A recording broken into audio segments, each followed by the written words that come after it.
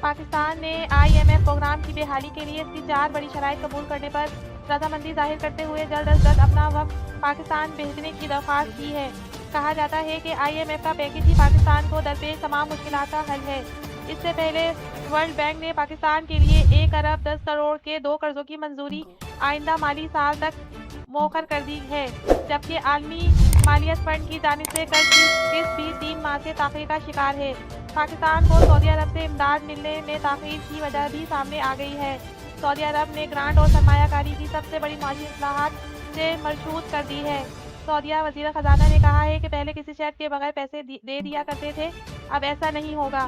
سعودی عرب اپنے لوگوں سے ٹیکس لیتا ہے، جو ہم سے امداد لیتے ہیں انہیں بھی یہی کرنا ہوگا۔ ٹیکس نظام میں اصلاحات لانا ہوں گی۔ تمام حالات سے یہی نتیجہ نکلتا ہے کہ پاکستان اپنے دور کی سب سے مشکل معاشی حالات سے گزر رہا ہے۔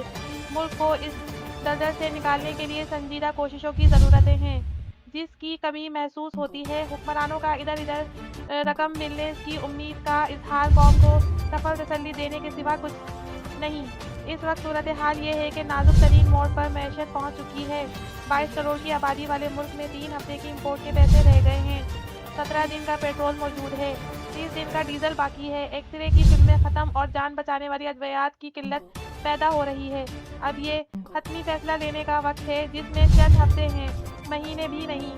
جو بھی فیصلہ ہونا ہے اب چند دن دور رہ گیا ہے۔